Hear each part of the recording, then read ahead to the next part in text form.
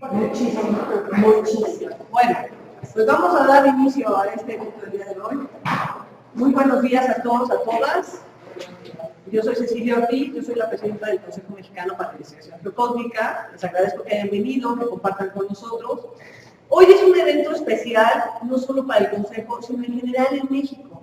Hoy es uno de los primeros eventos que se hacen en México de una investigación seria, ¿sí?, fundamentada. El día de hoy es un día de trabajo, incluso para ustedes, porque van a ver que les acabamos de entregar unas pequeñas hojitas. ¿Ya vieron? Bien. Esto no es un concurso, y eso es algo que quiero dejar muy claro. No es un concurso, nadie tiene que ganar. Lo que queremos es compartir lo que cada investigador ha encontrado con la carta que maneja.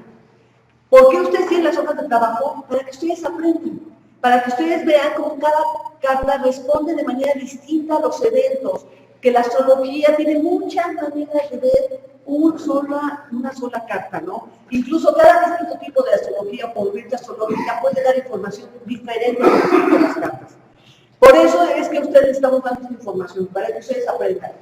La metodología que vamos a seguir es, primero vamos a tener una charla de Ana María Orozco, que es una historiadora, que la voy a presentar, un poquito sobre México independiente, ¿no? Es una de las cosas importantes, que nos sirve de cultura a todos.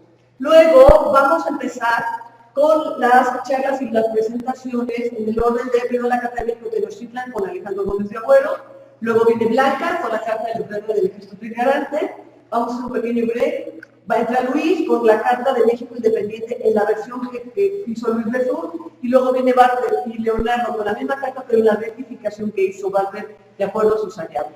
Vamos a tratar de que la presentación, la presentación tiene que ser de una hora. Yo a los investigadores les voy a levantar una hojita a los 15 minutos que les falten y luego a los 5 minutos. Con nada de tiempo, porque al final de que termine Walter, vamos a hacer la serie de preguntas, para que no estemos interrumpiendo en cada rato y empecemos con preguntas y la gente se nos alargue y no terminemos de escucharnos. Por eso en sus hojitas dicen preguntas.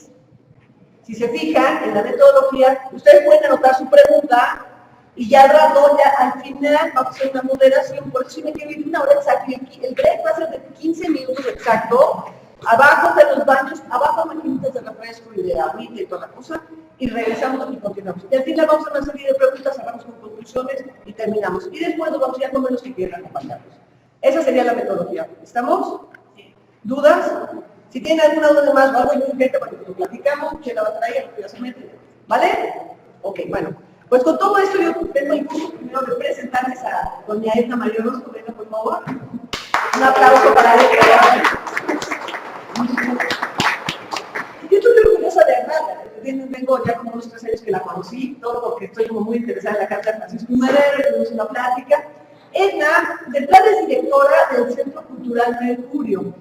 Este es un centro, tienen de entrada ellos un salón muy grande de Álvaro Obregón que organizan pláticas, pero también organizan tours culturales, ella es la directora, y cada fin de semana tienen tours de cultura a distintos lados de México, del centro, vamos para acá, para que lo platiquemos, distintos lados de México. Ella ha sido directora del Museo de la Revolución Mexicana, ha sido directora del Castillo de Chapultepec, coordinadora del Patrimonio Artístico de la Ciudad de México. Me faltó uno importante. ¿Cuál era el primero? Perdón. Investigadora de la Dirección de Estudios de Lima. De Lima, más, del Sur Nacional de México. Entonces, vean, es una persona con un bagaje histórico de conocimiento importantísimo y creemos que para poder tener una carta tenemos que conocer esto. Entonces, con ella vamos a escuchar su charla más o menos de 45 minutos, ¿verdad? Y bueno, le doy la bienvenida, muchas gracias por estar con nosotros. Gracias. Gracias a ustedes. Muy buenos días. Muchísimas gracias, Ceci. Yo no sé, Ceci, que estaba pensando, seguramente no conoce mi carta natal y no sabe que tengo una preciosa cuadratura Mercurio-Neptuno. Entonces, el tema de la concreción siempre ha sido un desafío.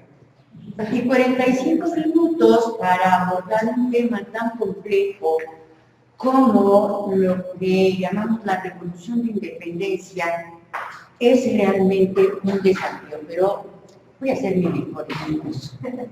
Tenemos que situarnos hace unos 200 años, un poco más. En la madrugada del 15 de septiembre, cuando unos 300 hombres armados se llegaron hasta el palacio de los virreyes y dieron un golpe de estado en la persona del virrey Iturriaga. Esto sucedía exactamente 2 años antes de que se diera el grito de Dolores. Y este golpe de estado va a ser el detonador, pero no la causa, sino el detonador del movimiento de independencia de México. Supongo que para entender una carta, para hacer una carta del México independiente, tienen que entender bien cómo se gesta este movimiento. Y para eso tendremos que situarnos en el siglo XVIII.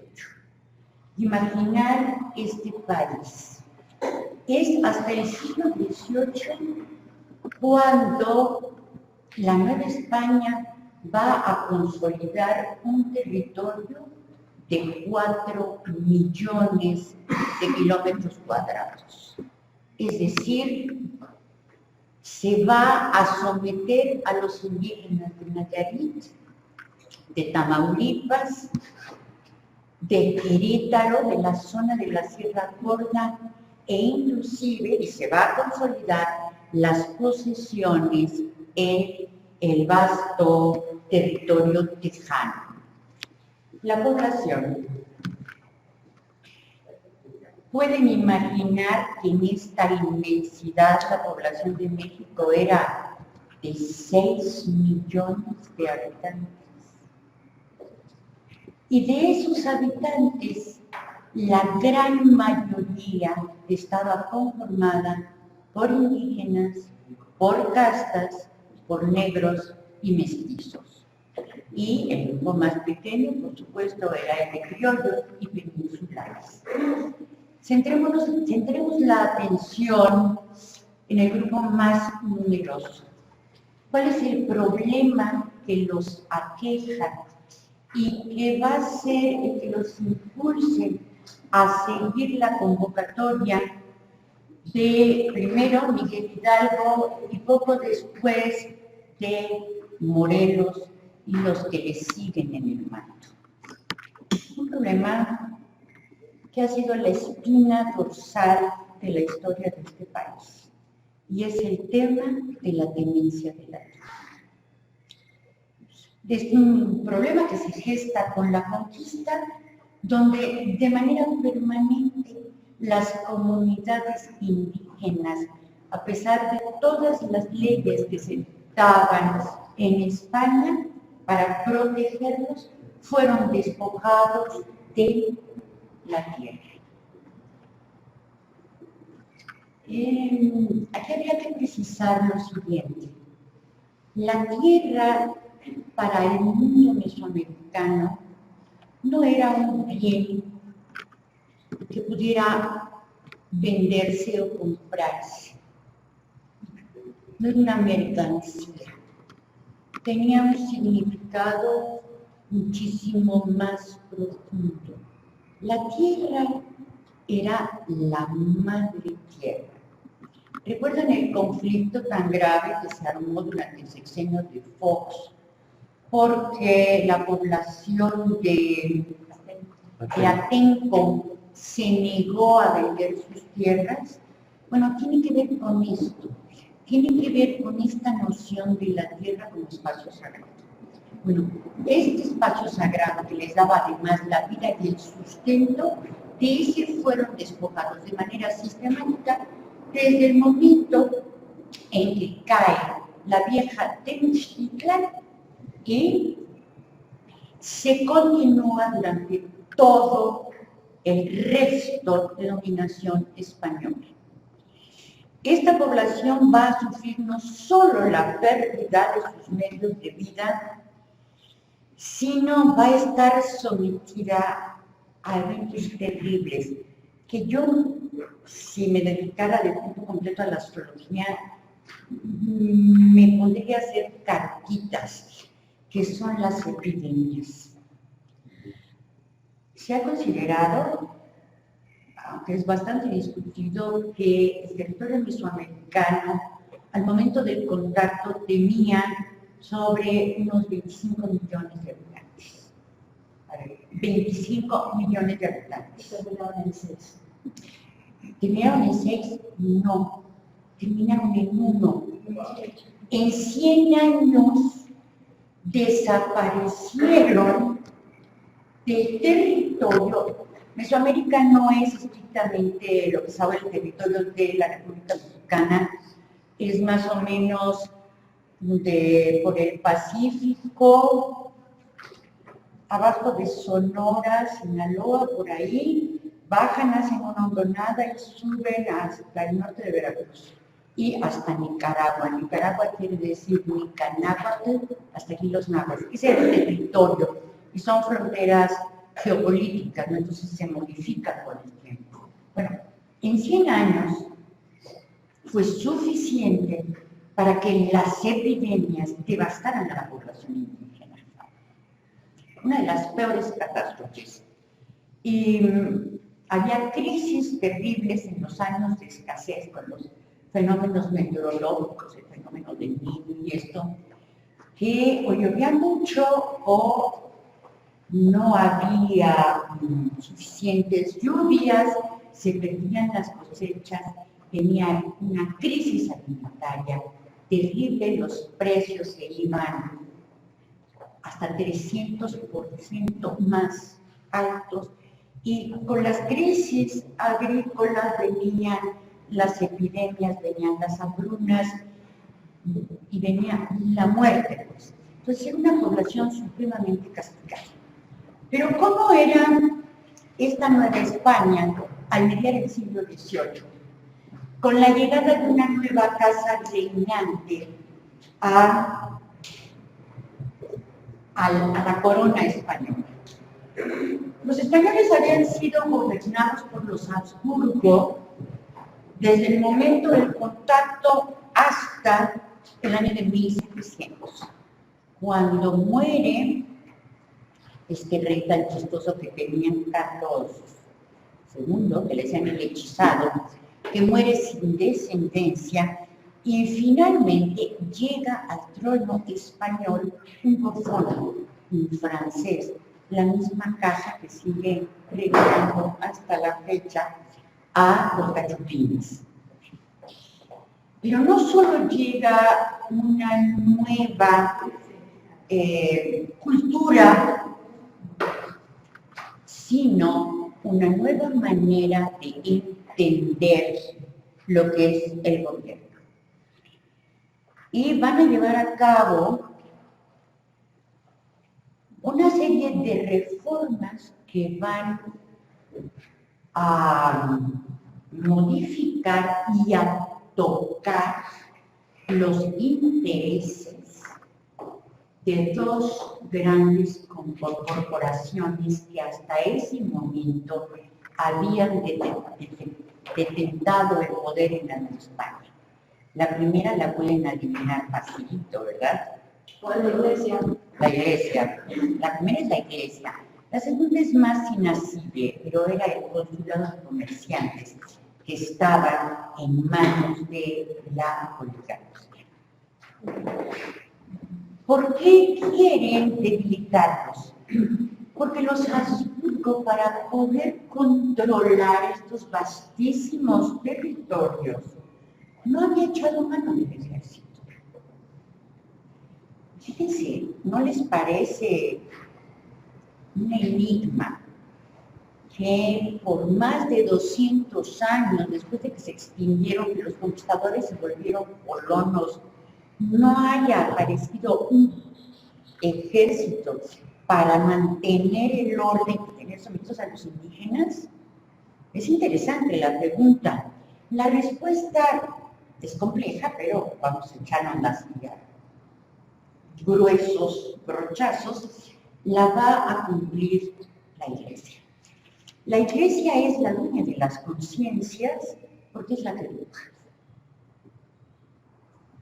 Pero además va a cumplir funciones de Estado. ¿Cuáles son estas? El cobro de impuestos. Es la Iglesia a la que se le pagan los impuestos, una parte.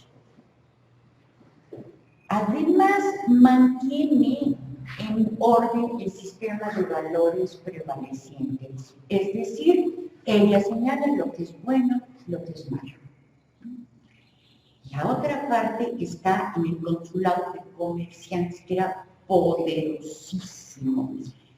Conocen todos seguramente la Plaza de Santo Domingo, conocen dónde está lo que era la Escuela de Medicina, que ahora es el Museo de la Medicina o algo así, ¿no?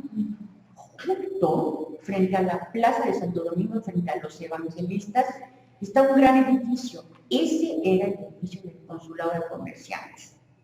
Y ellos también van a cumplir funciones de Estado, es decir, van a cobrar impuestos y van a mantener monopolizado todo el gobierno con la metrópoli española. Llegan los Borbones y dicen, esto no es posible, tenemos que recuperar el poder que ha perdido la corona. Y entonces empiezan con los golpes bajos. ¿Cuáles son ellos? Primero sería una redefinición del territorio y van a crear lo que se conoce como las provincias internas, etcétera, un rol administrativo con un fin: debilitar el poder del rey. Van a implementar también una política de apoyo a la minería. Si al nacer el siglo XVIII se acuñaban 3.300.000 pesos oro, y aunque no lo crean, la moneda mexicana todavía hasta el porfiriato era la versión del dólar o el euro de nuestros días. ¿Por qué? Porque tenía más plata que cualquier otra, porque nosotros en el siglo XVIII la producción con las reformas borbónicas de plata pasó de 3 millones, como les decía, a 20 millones anuales. Entonces, hay un importante desarrollo de la minería, de la agricultura, que era el sostén de la población. Van a apoyarla, sí, pero únicamente los productos que son de exportación. Es decir, ¿cuáles? El tabaco, el aguardiente, el trigo y algún otro. ¿Cuál? El mecate. También era el mecate, el estropajo. No, no, el enequén. Todavía no. El enequén ya se va a desarrollar y va a ser muy importante, pero es hasta el siglo XIX. Con la producción de enequén era tan importante que era cuando se quería independizar Yucatán, la hermana república de Yucatán, gracias a la producción y al monopolio que tenían del enequén. No, esto todavía no, estamos en el siglo XVIII. Bueno, los golpes a la iglesia, como les digo, no cejaron. ¿Cuál fue el golpe más espectacular de la iglesia? Claro, por supuesto, pero no fue el único. Empezaron primero, la corona española, por confiscarles, por imponer una ley donde les confiscaban de alguna manera todas las propiedades, todos los bienes raíces que decían que estaban en manos muertas, entonces se los expropian a la iglesia y los venden. Pero ahí el tema es que cuando lo quieren hacer en México, años después, le salió el chirrión por el palito, pero no me quiero adelantar. Los golpes a la iglesia, no, como les digo, primero fue a la iglesia española, después siguieron con las colonias. Cada vez era más complicado abrir nuevas fundaciones conventuales. Es decir, si la Orden de los Agustinos quería abrir un convento en Salvatierra, se la hacían cansada, y más bien ya no lo impedían. Entonces van a empezar primero con el clero regular. Y el golpe de gracia se lo van a dar en 1767 con la expulsión de los jesuitas, de todos los dominios españoles. No son los españoles, no la corona española los primeros que expulsan a los jesuitas. Si ustedes me preguntan, yo haría la carta de el momento de la expulsión de los jesuitas. Si quieren, como datos históricos para... y además, ahora no la recuerdo, pero se sabe la hora y el día exacto, porque eso es fantástico, porque si todo se tuvo que hacer con un sigilo de tal manera, porque bueno, ya habían sido expulsados primero de Portugal, luego habían sido expulsados de Francia, y ahora de los dominios españoles. Las razones son muchas y yo ni me meto con eso porque no viene al caso ahorita. Las consecuencias fue el primer gran agravio, no solo a la iglesia, sino a los criollos. Lo que sigue es gravísimo. Hubo levantamientos populares bastante serios en justamente la zona donde va a hacer eclosión el movimiento de independencia, es decir, en el Bajío, en Guanajuato, en San Luis Potosí, en la antigua Valladolid, en Pátzcuaro, toda esa región que es donde es la cuna de la independencia, tiene como antecedente la expulsión de los jesuitas. ¿Qué habían hecho los jesuitas además de educar y además de ser los empresarios más eficientes de la Nueva España? Por ejemplo, ellos eran los dueños, ¿han oído hablar de la hacienda de la Gavia? Era de los jesuitas, la Gavia. Pero lo que es ahora, la hacienda tal vez una de las más importantes, que ahora es donde está la escuela militar, pero no la de Popotla, sino la de Santa Lucía, la que está, la nueva, que está acá. Exactamente. Esa era la hacienda más importante de los hechos, era enorme. Era una orden muy rica. Bueno, tienen ahí la Casa Profesa, ahora en Madero. Tienen lo que es el Museo Nacional del Virreinato de Pozotlán, que era el colegio, pero tienen el colegio de San Pedro y San Pablo, en fin, y a donde uno se asome de las ciudades importantes, en San Luis Potosí, en Oaxaca, en Morelia, están los colegios de la Compañía de Jesús. Su obra es muy importante porque ellos van a colaborar a cincelar la noción de patria. Después de la expulsión y de las consecuencias terribles que tuvieron, ahí sí ya para ese momento, ya otra de las reformas más bonitas consistió en la creación, no de un ejército como lo entendemos ahora, pero sí de milicias. Y después de eso los expulsaron. De otra manera, no hubieran podido sofocar en la indignación popular.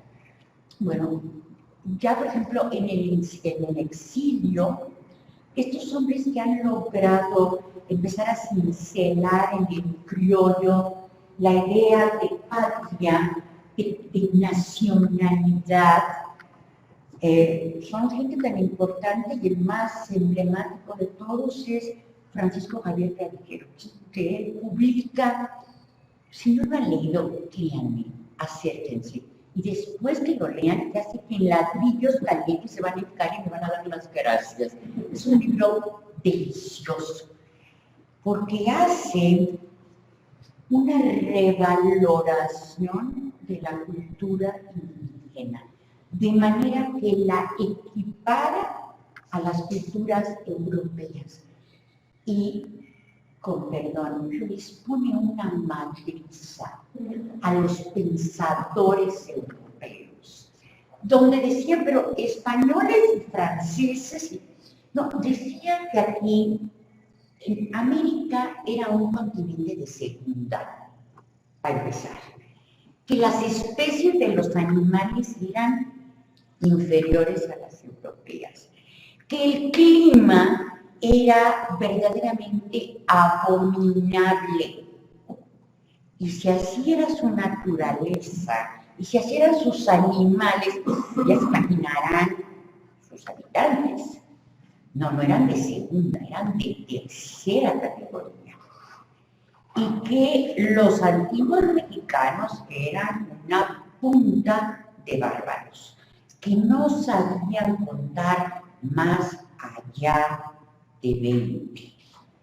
Y recuerdo que Taranjero les dice en algún momento que la palabra Tzintzontli hace referencia al número 400, porque era el pájaro de los 400 cantos. Y así, con una finura, con un conocimiento, con una intuición, van destruyendo todos estos argumentos ofensivos que devaluaban a no solo las culturas antiguas, sino a los americanos de ese momento. Entonces, tenemos por un lado una conmoción política, golpes a la iglesia, golpes al consulado de comerciantes, impulsos importantes a la minería y al comercio de exportación. Los demás no les importaba. ¿Pero qué significaba que el Estado tomara en sus manos el cobro de los impuestos? Pues hombre, que Lolita se ponía más verga cada vez. Y si antes podíamos negociar con el recaudador de que mira, te pago la mitad de aquí, ¿no? Cuando llegan los nuevos funcionarios reales, los impuestos van a empezar a aumentar y aumentar y aumentar. Esto se va a mezclar con crisis terribles como las crisis agrícolas que van a devastar a la población, donde van a morir una cantidad exorbitante. No quiero decir números porque temo equivocarme, y Neptuno luego me juega mal las pasadas, ustedes sí me entienden. Pero hay una mortandad espantosa y estas crisis se suceden cíclicamente y hay un malestar social terrible, porque es hambre, porque es miseria, porque por una crisis agrícola suben los precios del maíz. Y usted le dice, bueno, parezca un ratito, no. Sin maíz, como dice el eslogan ahora, ¿no? Sin maíz no hay país. Sin maíz se paralizaba la economía novohispana. ¿Quieren ejemplitos? ¿Sí? Sí. Poquitos para que vean, porque si no, dicen, ay, qué exagerada señora. Miren, no hay alimentos. Entonces, la minería necesita alimentar a sus animales, a las mulas. ¿Por qué? Porque son las mulas las que muelen el metal. ¿Han estado en alguna hacienda de beneficios? Bueno, Allí están como, hay unas cosas así donde amarraban al animal, ponían el metal y las muelas tenían que apachurrar. Bueno, y si no hay maíz para los seres humanos, ¿hay para los animales? No hay. Pero si ya tengo la plata y la quiero mandar a Veracruz, ya la tengo acuñada, necesito fletar animales para que la lleven, ¿no? ¿Y cómo? ¿Con qué? Si no hay con qué darles de comer. Entonces, para poder mover las mercancías, si eso pasaba con el mineral, pasaba con todas las mercancías que se movían, se paralizaba el comercio. Los artesanos que tenían un pequeño capital ya no podían comprar más insumos. ¿Por qué? Porque tenían que invertirlo en comida. Y así para donde voltee. Entonces, años de malas cosechas, inflación, y los precios se desbordaban. ¿Y quiénes acaparaban los granos? Los latifundistas. Ustedes dicen, bueno, qué punta de perversos, ¿no? Pero ¿qué pasaba con los años buenos? Los latifundistas perdieron una cantidad de dinero espantosa. ¿Por qué? Porque los primeros que sacaban los granos pues eran la producción indígena y tenían que vender el maíz. Entonces, todo el sistema estaba verdaderamente trastocado, porque además, ¿ustedes creen que el libre comercio es una novedad actual, no? Que se inventó con Salinas. No, se inventó con los Borbones. Los Habsburgo no permitían el comercio entre las colonias. Entonces, por ejemplo, había excedentes de producción de trigo. Por ejemplo, la zona de Puebla, que era productora de trigo, toda esa región de Atlisco, que es preciosa, o la zona del Bajío. ¿Y qué hacen con los excedentes? Se pudren porque no tenían, porque estaba prohibido comerciar con ellos. ¿Por qué se abre el comercio y por qué se ven nuevas posibilidades? Porque se viene la famosa guerra de los 7 años.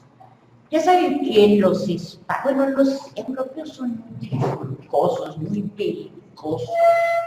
Se la han pasado en guerra, bueno, se la pasaron, pues no han parado, ¿no? Hasta la fecha siguen dándose de guamazos.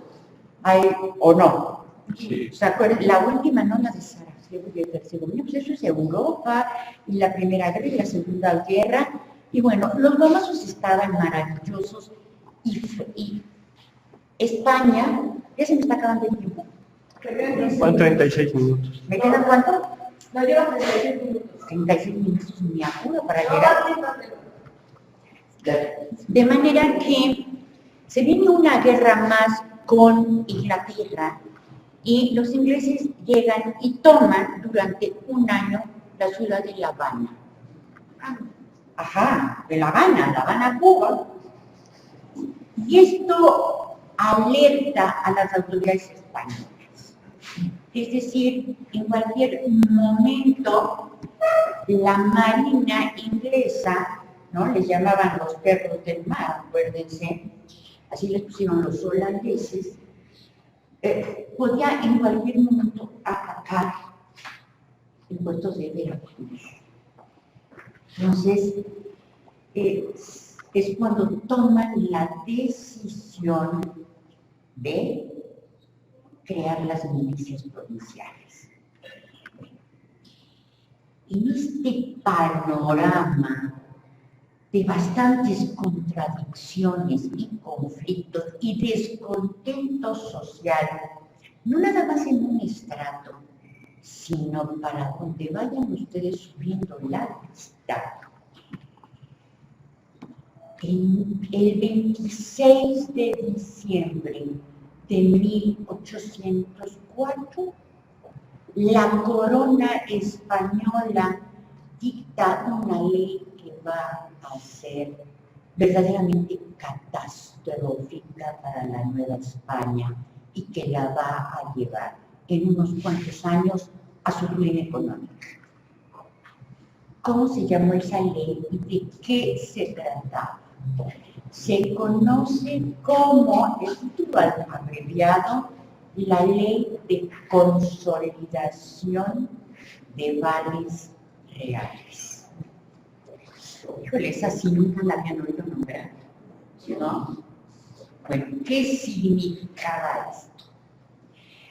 En la Nueva España había poco circulante. No había bancos, no había un sistema financiero. ¿Quiénes fungían como los bancos de la época? La Iglesia. La Iglesia. La Iglesia tenía su riqueza dividida, por un lado, en bienes inmuebles. Todo lo que se puedan imaginar. Haciendas, casas, etc. Bueno, propiedad rústica y propiedad urbana. Pero eran depositarios de muchísimos legados. Por ejemplo, Ceci, fanática del obispo Lizana, que te caiga bien. Y entonces es rica, de hacendada y potentada, y dice, bueno, pues ahora que muera, todo va para la iglesia. Y se lo dejó. Y claro, pero eso era lo que hacía la gente, se las dejaban, o sea, la gente que estaba a favor de la iglesia, de las órdenes religiosas, etc. ¿Y qué hacía la iglesia con ese dinero? Ese dinero servía para mantener a flote la economía no hispana. Es decir, pequeños agricultores, comerciantes o grandes agricultores pedían préstamos y eran a unos módicos intereses. No me adivinan a cuánto era el interés anual. No van a dar, no se la van a creer. 5% anual. O sea, deberían de aprender los Santanderes y los HCBC de ahora, ¿no? Que te empujan el 53. Bueno, y eran créditos blancos porque a la iglesia no le interesaba el capital, sino que año con año le estuvieran pagando sus intereses. Bueno, esta canija ley de consolidación de vales reales, lo que significaba es que todos los deudores al clero tenían que liquidar sus deudas. De otra manera, iban a ser sancionados. Entonces, ¿qué sucede? ¿Qué le sucede al padre Hidalgo, por ejemplo?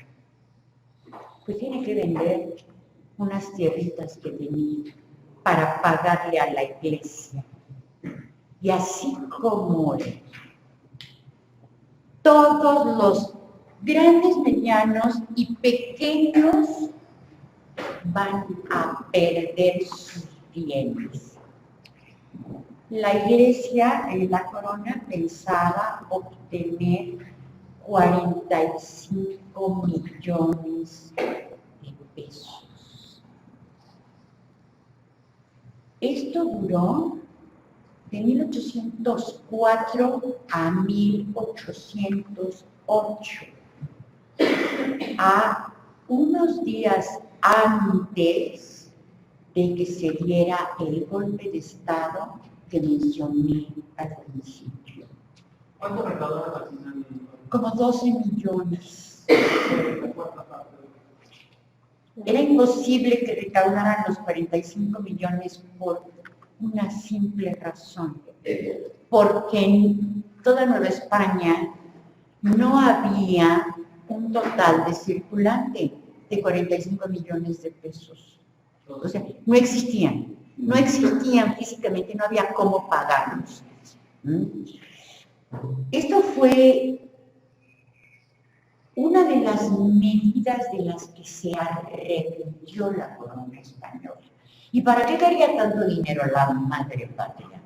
Bueno, porque estaban ensartados en una guerra más y ahora Manuel Godoy, el favorito, pues más que de Carlos IV, de su señora esposa. No, si eso dice, es público y todo el mundo lo Está documentado. Hace un pacto con los franceses y les dice, sí, les doy chance que entre su ejército por el territorio español para ir a someter a Portugal, a hacernos con el reino y repartirlo entre María Luisa, la esposa de Carlos IV, y yo. Entonces lo firma nada más y nada menos que con Napoleón Bonaparte. Napoleón Bonaparte lo último que le interesaba era andar cumpliendo caprichitos a Godoy y a la reinita María Luisa, sino la tirada era aislar comercialmente a Inglaterra. Y los aliados naturales de Inglaterra siempre fueron los portugueses, por razones evidentes. Bueno, así las cosas, cuando se dan cuenta, esto sucede en mayo de 1808, España está invadida por el ejército francés y se viene el levantamiento de mayo y con esto se suceden una serie de acontecimientos que van a precipitar el movimiento de la independencia mexicana. ¿Cuál es? Carlos IV abdica, pero por presión francesa sobre su hijo Fernando VII, el príncipe de Asturias que llamaban el deseado. Fueron tales las presiones, etcétera, pasaron miles de cosas, hasta que finalmente van a abdicar a favor del hermano de Napoleón, José Bonaparte, al que todos conocían como Pepe Botella. Bueno, así las cosas, cuando llega la noticia a la Nueva España, esto causa una conmoción y el Ayuntamiento de México dice: la soberanía reside originalmente en el pueblo y el pueblo es quien ha decidido depositarla en la persona del rey, pero del rey de España. En ausencia del rey, la soberanía vuelve al pueblo. Y entonces, ¿qué vamos a hacer? ¿Qué deciden hacer? Pues se hacen dos partidos. El Ayuntamiento de México, encabezado por Primo de Verdad y Azcárate, y el fraile Melchor de Talamantes, le proponen al virrey hacer juntas gubernativas como las que se estaban organizando en España. Y por otro lado, el consulado de comerciantes dijo, porque esto es el antecedente para que estos pueblitos en cualquier momento se hagan independientes. Las conspiraciones acaban, como les dije, con la prisión del virrey, el virrey desterrado a Veracruz, imponen aquí a un virrey, etcétera. Y entonces los criollos entienden que no es por la vía de la negociación como se va a hacer la independencia, y empiezan a conspirar. En Valladolid primero son descubiertos y luego en Querétaro. Y van a ser descubiertos también. De manera que doña Josefa, cuando es encerrada y cuando sabe que ya ha sido descubierta la conspiración, donde participan fundamentalmente criollos encabezados por el personaje más carismático de la región, que era Miguel Hidalgo Costilla, además de Allende, Aldama, Jiménez, etcétera, da aviso, se van a alrededor de la figura de Hidalgo en el curato del templo de Dolores se van a dar cita los conjurados. Imagínense el momento. Los ánimos exaltados sabían exactamente a lo que se arriesgaban. Todos daban y hablaban al mismo tiempo y daban salidas absolutamente extravagantes, hasta que de pronto el cura dio un manotazo en la mesa y dijo: silencio. Señores, no hay más remedio. Tenemos que ir a coger gachupines. Se hizo un silencio sepulcral. Todos los conspiradores se quedaron absolutamente paralizados y Mariano Jiménez le pregunta: vuesa merced, ¿está usted seguro, convencido de que eso hay que hacer? No hay más remedio. Poquito después suenan las campanas de manera inusitada, llamando y congregando a los fieles. Se acerca el pueblo y esta masa de hombres humildes son los que van a responder el llamado de estos criollos que llaman a defender y a sostener a la corona española y a Fernando VII.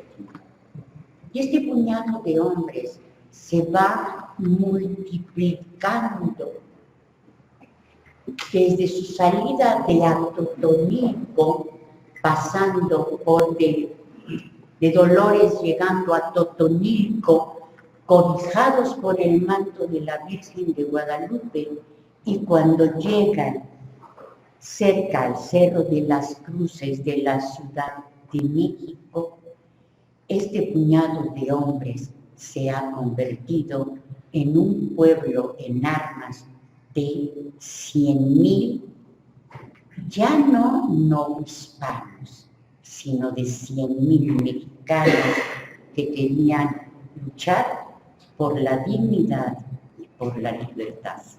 Y aquí la dejamos.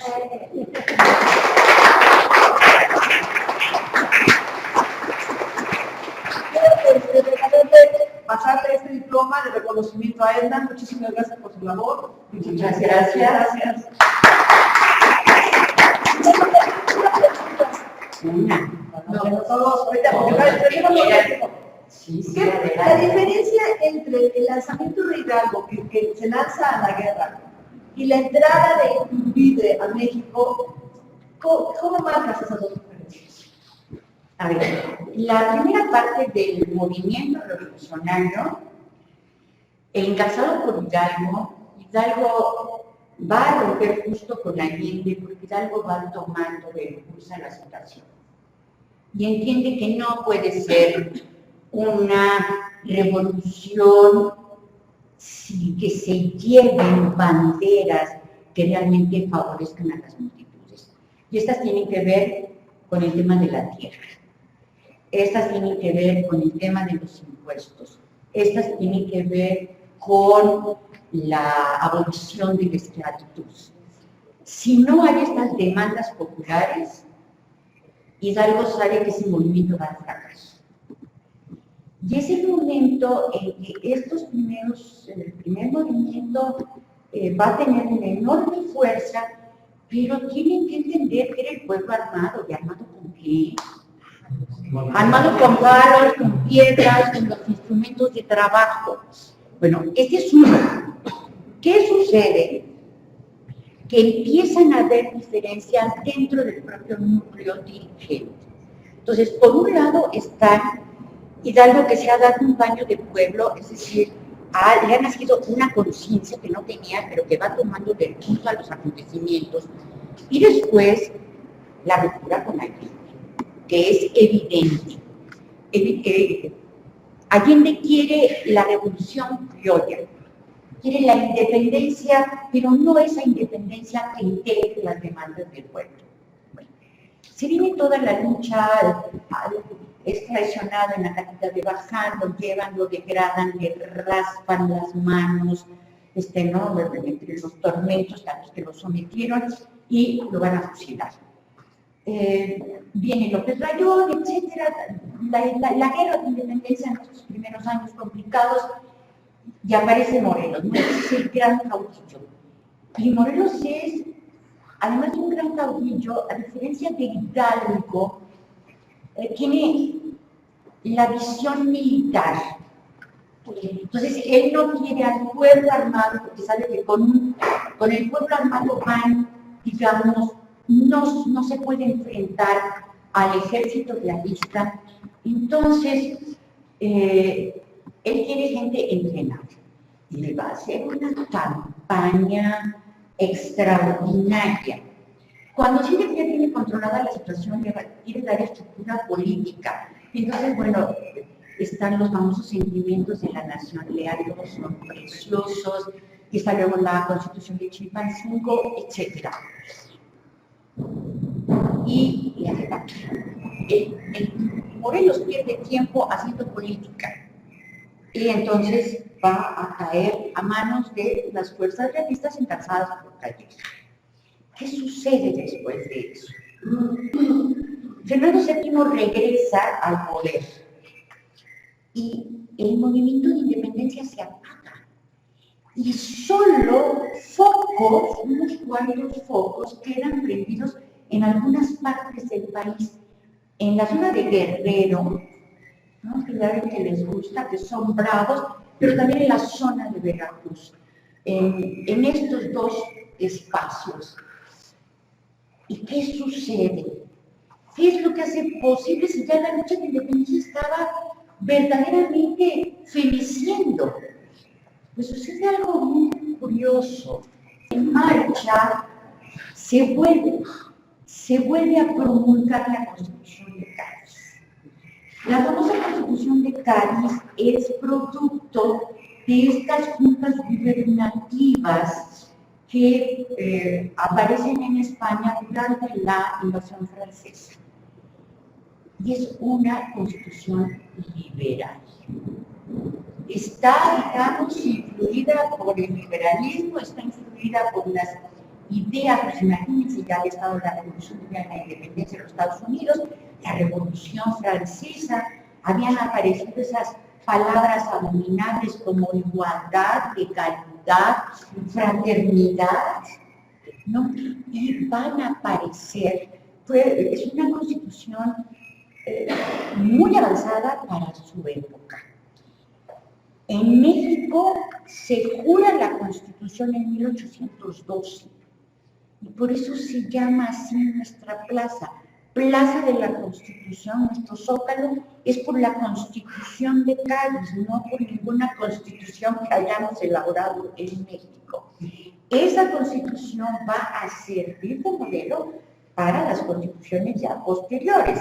Bueno, pero esa constitución aterroriza ¿a quiénes? A la oligarquía novohispana, a los antiguos peninsulares, a los criollos más poderosos, y por fortuna va a ser derogada, pero la vuelven a poner en marcha en 1820. Y entonces sí, es cuando dice la propia Iglesia y los peninsulares, no, así no. Y entonces deciden, entonces sí, llevar a cabo la independencia de México. Y claro, pero son ellos. Y el brazo armado va a ser un antiguo miembro del ejército realista, que no es otro que Agustín de Iturbide, que lo tenían regañado y fuera del ejército por bajo, yo no sé, no me acuerdo ahorita lo habían sancionado por asuntos ahí truculentos de fraudes y cosas así, medio pillo. De manera que ese es el brazo armado de la independencia. Los que se oponían, los que hicieron derramar tanta sangre a este país, cuando les vuelven a imponer la Constitución de Cádiz, dicen no, así no, y entonces lo que sigue la historia de todos conocida, sin Iturbide se proclama el abrazo de Acatempan, la entrada del ejército trigarante y la firma de la acta de independencia el 28 de septiembre de 1821. Entonces, a diferencia de los libros de la SED, la lucha de la independencia, por el 90% de la lucha fue una lucha para la reinstitución del rey. Fue la solera la yo no dije eso. Ese es el grito que utiliza Hidalgo. No quiere decir que ese sea la pretensión de Hidalgo. Tú les hablabas al grito del rey. Y imagínate la fe. Entonces, mantengamos al rey. No era nada más un método para someter a la población y no meterse en jaleo. Era marketing de la época. Pero se va gestando. Mira, es que es un, o sea, por eso yo digo que es un desafío, 45 minutos para la independencia. No, yo, pues no.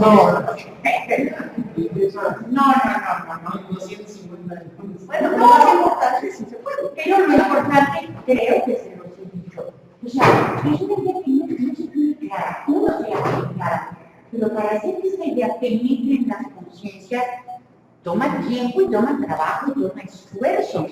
Y esto se va perfilando con la lucha. Pero la ruptura total con el régimen español cae hasta la 1820 que vuelven a poner. O sea, ahí es cuando ya no queremos nada con ellos. Cuando dijiste a ver. Uno por uno. A ver, en algún momento dijiste que había dos bandos al principio de la guerra. Uno estaba en el ayuntamiento y el otro en el primo, ¿verdad? Era de un lado, el ayuntamiento, y el otro estaba representado por la iglesia y por, la Real Audiencia. Y el consulado comercial.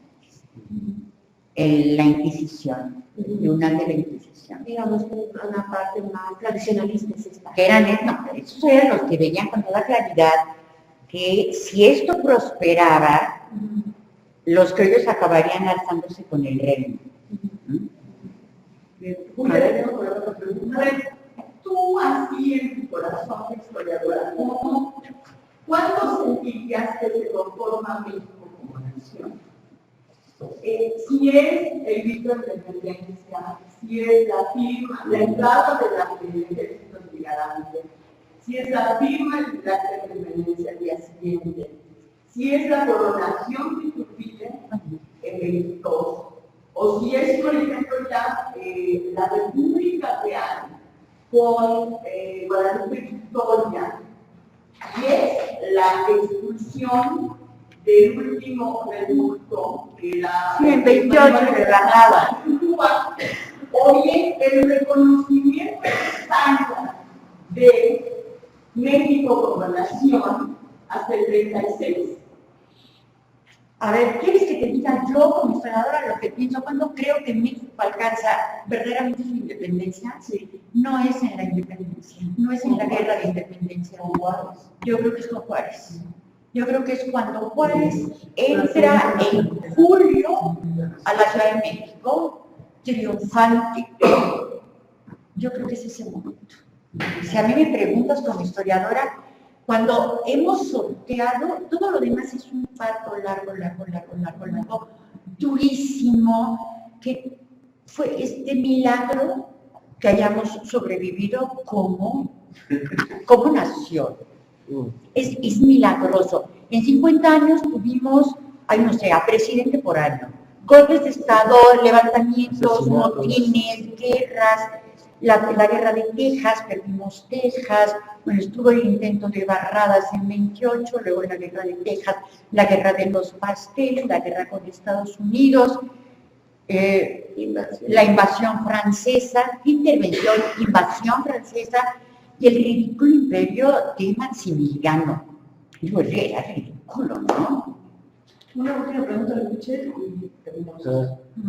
No hay posibilidad de que todos estos movimientos independentistas, porque fue a todo nivel América, fuera una situación deliberada por la propia corona esta de los Borbones, que sentían que Napoleón les iba a quitar sus colonias y mandan a su gente, por ejemplo, Primo de Verdad, ¿no? Y también los movimientos masónicos creo que estuvieron muy involucrados en eso. Ese señor Primo de Verdad parece que estaba con los masones, ¿no? Y Bolívar también masón, entonces a lo mejor esas sociedades secretas pudieron estar involucradas en esos movimientos independentistas, pero como una medida de protección a favor de España para que Napoleón no le quitara las colonias en América. No, las pretensiones de Napoleón yo creo que estaban muy lejos de América, por lo menos en ese momento. En ese momento no, Napoleón tenía un desafío mucho mayor en Inglaterra. Ese es el gran desafío de Napoleón en Inglaterra. Y de que los masones están implicados en los movimientos independentistas, sí. La masonería era la moda de la época, como parece después el espiritismo durante todo el mobiliario. Pero no veo a Napoleón No sería deliberado. No. Una última pregunta que no había visto usted. Saliéndonos ¿Cuál sería tu pregunta? de la política y de esta visión, es muy sencillo. En un suplemento de Celso hace muchos años, 20, 30, 40, vi que salió una pintura de José Ortiz de Domínguez muy guapa, y siempre en las monedas y en los billetes la sacan gordita, ya grande. ¿Era guapa? Dos, sí, es que me estoy saliendo de... Pero es